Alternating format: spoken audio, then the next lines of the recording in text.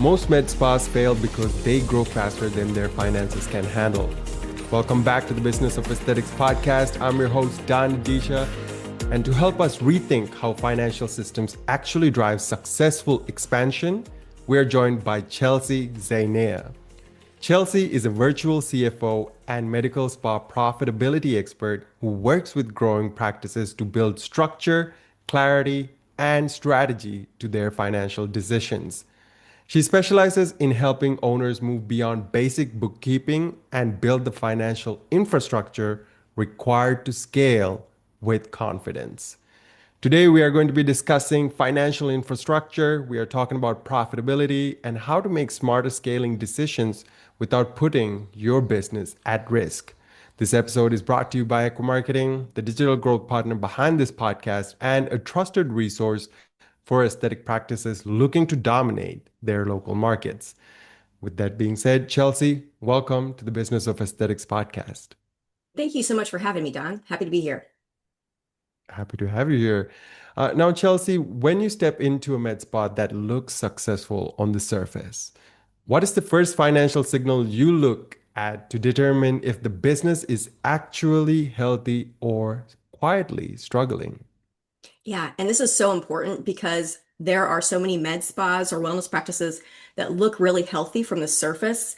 Their revenues are look great, and they may even be profitable. What I'm looking for is cash flow. So I will start by looking at their cash flow for the last 3 months and then the past 12 months. And what I'm looking for is, are they generating enough revenues that they're covering their operational expenses, or are they using debt to supplement?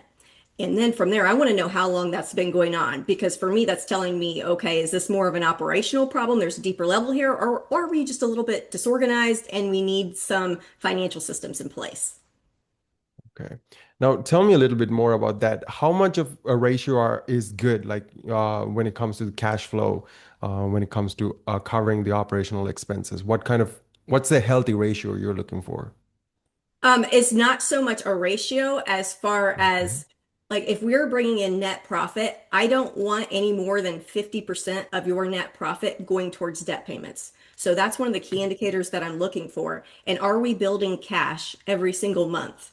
Or are we running out of money and then turning around and using debt to supplement to make sure that we can cover our operations? So, when it comes to vanity metrics per se, are Mhm. there any specific ones that owners often brag about that actually hide deep financial trouble? Obviously, revenues, and that's one of those things. And the faster that practices scale, usually the worse it actually is. So, for example, I right at the beginning of the year, we had a big cleanup for somebody that's wanting to exit. They're trying to exit, and so they want their financials looking really good. Well, when we look at that, the revenues look great, and over the past year, they doubled in revenues, and they're even showing an operating profit. But then when we flip over to the balance sheet, they're very low on cash. The proportion of cash to sales. And again, if you're looking for a healthy ratio of cash reserves, I always want to see at least 10% of gross revenues in cash reserves. And that tells me that a client has enough money that one slow month isn't going to do anything to them. They're able to support themselves. They're not going to, you know, end up in a bunch of debt. But when we look at that balance And sheet, if we see low cash and then we see a bunch of debt, we know there's a problem there, that their operations aren't truly profitable. They're using debt to purchase things. And that may be assets, because a lot of them, when they're expanding in the beginning, they're buying a bunch of devices, medical equipment, or they're doing a bunch of leasehold improvements. And so you don't see that on the profit and loss statement. That's over on the balance sheet. So that's what I'm looking for. Are we sustaining the practice with cash, or are we using a bunch of debt to get there? how often should an owner be checking this, their cash flow? Is it daily, weekly, monthly to catch this downward trend before it's too Yeah. late? I train my clients weekly because they're busy, right? They're managing a practice. Oftentimes they're a provider in the practice. So they don't have a ton of time to be monitoring this. And it takes your mental bandwidth. It's anxiety inducing when you're constantly watching your bank account. And so I train my clients to do it in 30 minutes or less once a week. And what we're looking for is to build that cash flow up enough that we've got enough of a safety net in there that nothing's going to bounce. We don't need to be worrying about it on a daily basis. Okay. And now, how do you practically build a forecasting system inside a growing practice that allows an owner to make confident hiring or expansion decisions instead of relying on gut instinct? Yeah, Don. And this is so important because if you think of a forecast like GPS, for example, if I got in my car today, I'm in Central Ohio. Let's say I get in my car today and I want to drive to California.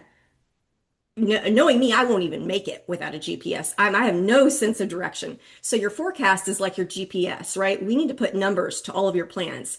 So a good Hmm. starting place when you're first building a monthly forecast, this is your bird's eye view for the year. We're building it out monthly. What's going to happen for the next 12 months? We're probably going to start with historical numbers. Like, what did last year look like? We'll start there. But then it is so important to build on that because we're forecasting. This is all future focused. We're planning here. So what is it that you want to do this year? What are you thinking so do you want to hire somebody? Is that on your radar? Are you wanting to Hmm. possibly purchase a new device? Are you wanting to move to a second location? What are these big things that you want to do? And then let's put numbers to all of these plans and see if they're going to work out. Because ultimately, we want to know what has to happen in order for a practice owner to do what they want to do. And how does that affect cash flow? At the end of the day, it's always comes back to those cash balances, right? How much cash are we going to have left at the end of the 12 months when we get through this? Are we going to have more than we had last year at this time? Are we going to have less? Do we have enough in the business? And at any point in time during the year, are we going to be in a cash crunch? That's what we're looking for with a forecast. And then practically, that leads me into a 13-week, a more granular cash flow forecast is so much more important for a practice owner. I mean, that big bird's eye view is great to look at, especially with someone like with a fractional CFO to make sure that all of your plans for the year look good from that level. But Hmm. things change on a day-to-day basis, right? So always having a more detailed cash flow forecast that 13 weeks out, we call that our weekly CEO planner, and that's what we use. And that's the true decision-making tool, the everyday decision-making tool that practice owners need to have in place to help them make the best decisions for their business. So that 13 weeks is much more granular and we're changing, right? Because if you get in your car, in your GPS, and it has you on a route Hmm. and the road's closed and you turn off, it's going to reroute for you. That's what a forecast Hmm. is all about. It's not static like a budget. This is changing. So we want to be updating those actual numbers and seeing like, okay, this changed. So what does the map look like now? Okay, that's very interesting. So, can you give us a bit of a example, if you don't mind, where um, we're looking at the 13 weekly, and then we're trying to make our decisions based off of that. And like you mentioned, there might be a roadblock, Mhm. or maybe there might be a surplus. How are you addressing that? And how has that actually shown up? Is I'm curious to know. Yeah, so let's say I have a business owner and they're wanting to hire a new employee and we've made our plan for the year back in October. I like to do it 3 months before the start of the year. So we've got our plan for the year and we thought about March we would be hiring somebody. Well, we're going to be watching that and maybe we realize at the beginning of the year something happened and we had a really slow month. And so Hmm. now we don't have that cash that we thought we were going to have. So when we put those numbers in there, we're now in a place we don't want to be. Our cash balance goes too low. That's going to allow Okay. us in the moment decide, okay, well, let's wait till April or May. Let's just postpone this decision until the investment makes sense. And then the other way is if you are looking at, and I have a client with this right now, is actually we're seeing, Mhm. and it's wonderful. She's up much more than we had originally forecasted she would be at this time. So then we're looking at, okay, now we've got extra cash in the business. What does that look like for you? And if you don't have like let's say you don't need to hire anyone, everything's going great, that's extra money for the business owner, the practice owner to take out. Then they can take an owner's Mhm. distribution. You've got that extra cash or invest it. Whatever you want to do, you know how much extra you have, and then you're able to make that decision of okay, this is what looks best for my practice. Okay, so your recommendation is to create a 13 weekly forecast, or is it Mhm. like the yearly forecast? The 13 week is always. So you're always forecasting at least 13 weeks out. So once a week, you're getting into your forecast. We're updating your actuals and we're looking out at what do the next 3 months look like? Because that's going to allow us to see, okay, we're going to have a problem in two weeks here or 2 months here. And we need to either make sure that we generate enough revenues to cover that. We can get ahead of that problem with some marketing or Hmm. figure out otherwise how we're going to fix that cash flow crunch. It's helping us So at the day to beginning, day make the decisions. I want to know, so at the beginning of the year, are you not forecasting for the whole year then? Just Yes, you're forecasting for the whole year. That's a higher level forecast. So that's on a okay. monthly basis. So this is what we Okay. think January is going to look like. This is what we think February is going to look like. This is what we think March is going to look like. But that's at a monthly level. Throughout the Mhm. month, especially our newer practice owners who don't have as much cash build up, throughout the month, that cash may not be what it is at the end of the month, right? Things Right. happen throughout the month. So, on a much more granular level, we want to be forecasting weekly, day to day in our business. And that's what actually helps us make decisions on the day to day. Amazing. So we're first looking at the historicals, then we're looking at our own goals, and Hmm. then figuring out the numbers on how to get to those goals while having Hmm. like this overarching map for the whole year, but at the same time having a much more granular look with this 13-week out, which is much more, I assume, is much more dynamic compared to the whole year version. Exactly. Of Yeah. The weekly is much more dynamic. You're updating that every week. Now, the monthly, we still, and for our clients, we use software called Reach Reporting. So we're still updating the annual forecast at a monthly level every single month, but we don't want to wait till we get to the end of the month to realize that we need to course correct. We want to be getting that done on a weekly basis throughout the month. what is the exact process you identify whether adding another injector will increase profit or actually dilute the margins? Yeah. So for me, I like to start out by looking at utilization. Are we fully utilizing the employees we've already got?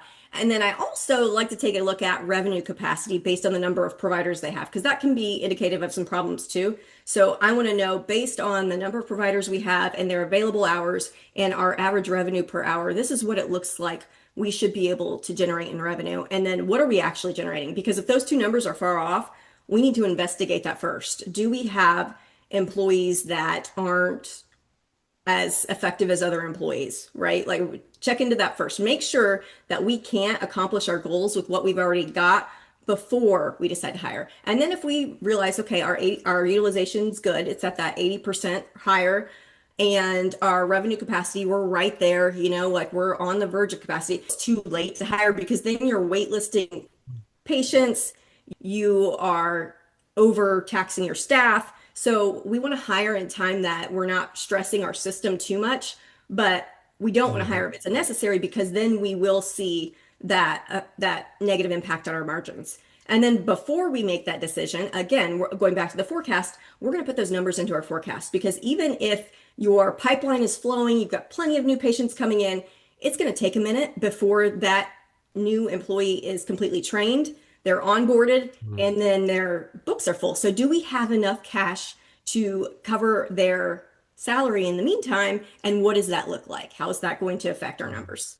And when you are stress testing the system, or rather, how do you determine if we are stressing the system too much? What is the revenue capacity that um, you feel like is a good ratio to really consider hiring a new employee? I think that 80% is a good ratio, but you're not gonna have to look at the numbers for that. You're gonna hear about it from your employees because they're gonna be stressed out. They're gonna be running from room to room and patient to patient. You're gonna know that it's time to hire from that. We just want to make sure that it's not a scheduling problem or we have one employee that's not performing. All of those issues are worked out before we then in turn decide to make that decision, and then we map out the numbers and make sure that's all gonna work as well. If the data shows that a current injector might be diluting the margins, what are probably the first three levers an owner should, pull to fix it? I encourage sharing numbers with your employees. So for my clients, we set up scorecards. So I want a weekly scorecard for the business as a whole. I also want a weekly scorecard for our providers. So you are communicating their numbers to them on a weekly basis. And it's again, we're doing it weekly because we want to get ahead of it. We don't want to wait until it's already happened and then go back and have to have these really awkward conversations. Having the numbers and having this hard tool that we can use as a conversation piece is really helpful in addressing those issues. And of course, like the first four metrics that I start everybody out on is number of new clients, the sales that they're bringing in, their average invoice value, and their utilization. I also want you looking at retention for employees because that would be the key indicator. You might be funneling patients to them, so their new client list is growing, they're constantly booked, but they're always booked with new patients. They're not retaining their clients. So if their clients aren't asking to come back to them or rebooking with them, that's usually an indication of a performance problem. And then the average invoice Mm. value is also an indication that they might be uncomfortable with the sales process, right? Which is clinicians are, I'm an accountant, so I get it. They're clinicians, I'm an accountant. Marketing and sales aren't our thing. Like it's uncomfortable, but in every day you have to be able to sell things, and we want the best outcomes for our patients, right? So you need to be willing to have those conversations. And so you can see from that average invoice value, if theirs is lower than everybody else's, they're maybe uncomfortable with that. And so we need to get them the training that they need to fix that. So when you're looking at their numbers with them every single week, you're able to say, okay, how can I support you here? What do you need from me to help you reach your goals? What is a good retention ratio, do you think, like on average, That's just so that usually, yeah, more 60 to 70%. And that can be really hard to see in softwares. It's usually on the dashboard somewhere, but you really need to have an understanding of how that works in yours. It's same with utilization in your specific software, because sometimes it pulls things in that isn't exactly accurate. You want to know where that number's coming from and what you're seeing. And sometimes it's check? rebooking. There's just like a rebooking number, and that can be really beneficial versus looking at that retention if that looks off to you, like it's not really, it's taking into account other things or not pulling in what you feel is accurate. Ensuring that your provider utilization as well as you're checking your revenue capacity and seeing the difference between that. Also looking to really identify earlier on if your team is under pressure. Mhm. And if they aren't doing that great, sharing the numbers seems to help drive the conversation in a much more productive manner. It does. It helps drive the conversation. And you're also communicating and showing appreciation for your employees that are hitting their numbers and they're doing well. It brings you back to having those conversations, whereas sometimes we get busy in the practice and our employees see that they feel like we're taking them for granted. We're not. It's not on our mind all the time. So having a designated time and a designated tool to help you is really beneficial in both rewarding the employees that are doing well and helping course correct those employees that need further training or whatever that the case may be. Now, before we continue, a quick word from our sponsor, Ekwa Marketing. If you're a practice owner looking to attract more high value patients, Ekwa is offering Business of Aesthetics listeners a complimentary marketing strategy meeting. This is a personalized session built around your practice. Their team spends 4 to 5 hours researching your online presence, your competition, and your biggest growth opportunities before the meeting. So you walk away with a tailored plan and not just generic advice. On the call, they'll show you how to improve visibility, increase qualified patient inquiries, and build a clearer path to measurable growth. There are only a limited number of spots available each month. To reserve your session, visit businessofesthetics.org/MSM. That's businessofesthetics.org/MSM. Now, let's get back into our conversation. Chelsea, how should an owner structure their cash flow management so that growth doesn't create constant financial pressure or instability? Yeah. Yeah. So some business owners come to me and they have a super overcomplicated system. So we want to keep this simple and manageable. We need to be able to stay on top of it. So you don't need 5 accounts. You don't need to be transferring money around every day. Usually practice owners are too busy for that and it ends up in some sort of cash flow disaster. So I like 3 accounts and I like you to transfer money there just once a month is how we structure things. So I want them to have an operating account and that's where everything's coming in and everything's going out, right? That's how all of our operating expenses are coming out of there.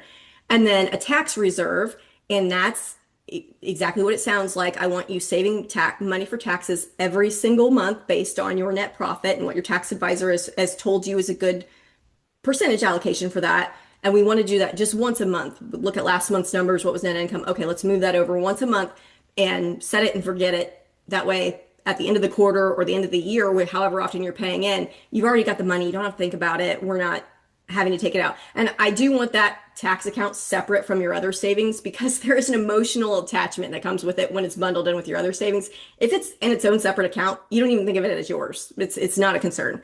And then the last account is your cash reserves account. And that account is really important for relieving that financial pressure. Because if we've got some Mm. extra cushion there, we're able to confidently invest in the business and scale without worrying about having a slow month and not being able to make payroll. So we want to have a nice cash reserve in there. And again, like 10% of gross revenues is a good minimum. And I like to use percentages of revenue. You can also say like, okay, I want 3 months worth of operating expenses as a minimum. That usually one or the other numbers come out very similarly. So it's just whatever works in your mind. I like to say like at least 10% of your last 12 months of gross revenue. And that will really serve as that safety net so that you can confidently invest in hiring or maybe expanding to a new location, whatever it is, and know that, okay, if we have a slow month or something happens, we've got it, no problem. How do you separate a lifestyle spending from business reinvestment so the owner gets paid well without starving the practice? I like, most are S corps at this point. So if they're an S corp, they're taking a regular salary, and that needs to be reasonable according to the IRS, which is a super gray area. But basically, I tell my practice owners, it's what you would pay somebody else to do the same job. So if you have Mhm. managerial duties, you need to take that into account. All of that. So we have our regular, consistent salary that we're bringing in, and then I like owner's distribution. So that extra money that you get from as a benefit of being the owner of a practice, you went out, you did all this hard work to build this thing. The benefit of that is, and that owner distribution on top. And I like that to be on a quarterly cadence because, again, that 13 weeks, that 3 month period of time gives you enough time to see if the money's actually extra, right? So then we know Mm. we don't need that. We don't need that in the practice to support it. We can go ahead and take that extra quarterly distribution as like a little bonus. And then that's what we can do with, when we want to build our lifestyle, or I really encourage you to invest in a retirement plan. We're maxing out those tax sheltered retirement plans, all of that. But at the same time, we want to not stifle our growth either. So it's a balance of, okay, that's what we're looking at annually. What are our plans for the year and how much cash flow are we going to need to generate to make those happen? And we know that in advance. So we're not taking any extra cash out of the business that we're going to need. We already know what those numbers are and we'll have those goals set. Now, I'm just curious, is there ever a time when it's okay to touch the taxes account If you get to the end of the without year, without it being tax season? yeah. So like, let's say you get to the end of the year. I always encourage you to wait till the end of the year because even if you're making quarterly deposits, this year might not look like last year. So if you get to the end of the year and your tax advisor gives you your number and it's much less and you've got a bunch of extra money sitting there, great. That's a bonus for you. Yes, absolutely. Take it out then. But at least you have that sitting in your bank account accruing interest versus overpaying the IRS and then they're making money on your money. That's great. Now, what does a complete financial operating system look like inside a high-performing aesthetic practice before they open a second location or even expand their services? Yeah, so they really need a proven business model from all aspects, your operations, your finance, and your marketing, right? And I like to compare this to a recipe. So if I'm going to a family party, I have a signature dish that I always make, and I've made it 100 times. I know it works. For me, it's cheesy potatoes. My nieces love them. I know they're going to be a hit. What I'm not going to do is try a batch of cookies at home. Like I find this Pinterest recipe, I make a small batch of cookies. They're terrible. I'm not going to double down on that. I'm not going to then double my batch of cookies and then take them to a family reunion. And if there's anything, your family's anything like my family, you're going to get razzed over that, right? So that's not what we want to do. We want to make sure that our recipe is perfected before we double down. So that Mhm. from a financial perspective, I'm going to speak to the financial side of that, but also Yes. operationally, you need to have systems and protocols in place for your providers that you are consistent, repeatable, right? Everything's got to be repeatable. And the same with your marketing. Your marketing needs to be working, and we want to be able to repeat exactly what we're doing. And then from the financial side of that, what that looks like is making sure that we've got a profitable business model. First of all, are we making a profit at that Mm. first location? Are we hitting our margins? Do we have a good pricing system in place? We know how to price things and how to get those margins. And then we want to make sure, of course, that we've got enough cash. Again, I can't talk enough about cash because if you're struggling with cash flow in the first practice, you're going to be really struggling once you open a second one. That really opens you up to cash flow, to a cash flow crisis generally. So we want to make sure Mm. all of that's going well, but then we want to have our everyday systems in place. Do we have that 13-week decision-making tool in place? Like we're able to make confident data informed decisions. That's the key. So on a weekly basis. And then do we have our scorecards in place, right? That we can then take, we know how to manage our employees with them. We know how to manage our practice with them. We have those benchmarks then because there are always industry benchmarks, but then there are our benchmarks. So let's say your average Mm. invoice value for the med spa industry is $500, but yours is 700. Well, then we've got that benchmark from our first location to use in the second location. We already know what those numbers should be. So we want to have those scorecards set up in place, the forecasting, and then most everybody has bookkeeping and financial statements. Like usually at this point, people have hired a bookkeeper, and that's great. But what they're missing is that fractional CFO piece. So the things that we set up are the forecasting, the planning, the future focused accounting. All of that needs to be in place. And whether that's something you handle yourself or you hire somebody like me to do, it is so important to have that structure in place. And that's an experienced practice owner that's making multi-millions in revenues or a brand new practice owner. They need to have that future focused counting and those systems and processes in place, start to finish. Is it possible for you to give us your worst example that you have actually seen of Gosh. a med spa and Yeah, going the through? worst ones are the ones I can't help. They've gotten in too deep, and I will just warn everybody. I don't know if you've heard of an MCA, but it's basically a merchant cash advance, and it's the equivalent of a business payday loan. And they've really infiltrated the med spa industry, and it's easy money, right? They're reaching out to them. They're reaching out to practice centers and saying, "Hey, do you want financing? Here you go." But they're not truly loans, so they don't have to follow traditional lending practices. And so they are really just unsavory, really high interest. They're not even technically interest rates, but really high financing fees associated with them. So what will happen is a practice owner gets in a crunch, and then they see this easy money coming, so they're like, "Yeah, give me that MCA, give me that cash advance," and then they have this gigantic automatic draft coming out of their bank account every week because that's what they'll do. And then next week rolls around and they have to start making these payments, and then they're even in a worse situation. So then they reach out to somebody else and they get another one. And so I've seen where their full balance sheet, the liability section is just a bunch of merchant cash advances. And that's a tight spot to get in. And once you get in that cycle of borrowing Peter to pay Paul, basically is what it is, that's so hard for me to get you out of. I can't do it at that point. Once you've done multiple merchant cash advances, it becomes you have to basically at that point find a bank that's willing to refinance all of that. This is your only way out. Right. Let's hope that our listeners do not get into Yeah, so that that's my predicament. PSA. Do not do a merchant cash advance. There are so much better loans you get. They're harder to get. You've got to go have a relationship with your banker, but do that versus taking the easy money. If somebody's seeking you out trying to lend you money, it's usually the first indication it's a bad deal. Now, for our listeners tuned in, they have an idea of like, kind of the ratios that they should be looking for when it comes to cash flow.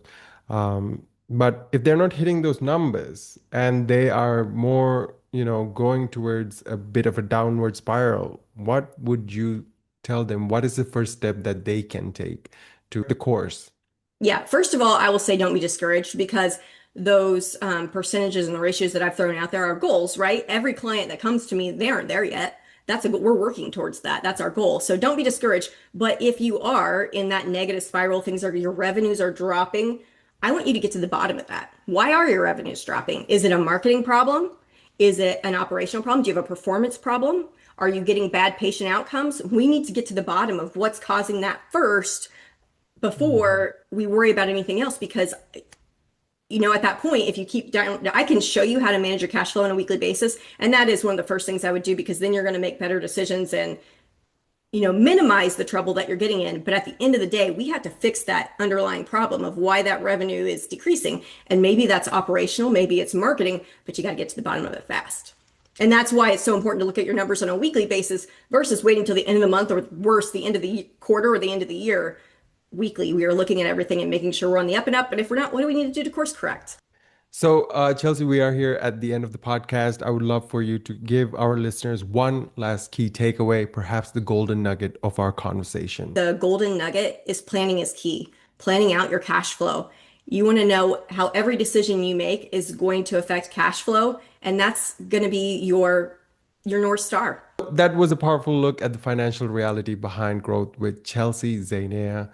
If you've been struggling with strong revenue but inconsistent profitability, we hope that this conversation gave you the framework to rethink how you're making decisions inside your business. Mastering your financial infrastructure isn't just about clean books, it's the ultimate driver of sustainable, confident growth. If Chelsea's approach to financial strategy resonated with you, I highly recommend connecting with her and exploring her work where she acts as a strategic financial partner for owners who are ready to scale without the guesswork. Chelsea, where can our listeners find you? Yeah, so they can find me at Instagram at Chelsea Zainea. We also have YouTube, and that's Peak Financial Wellness. Amazing. And before we wrap up, one final reminder from our sponsor, Ekwa Marketing. If you want a clear plan for attracting more high value patients, they're offering Business of Aesthetic listeners a complimentary marketing strategy session. Their team will review your current online presence, identify missed growth opportunities, and give you a tailored action plan for your practice. You can reserve your session at businessofesthetics.org/MSM. I'm going to repeat that one more time.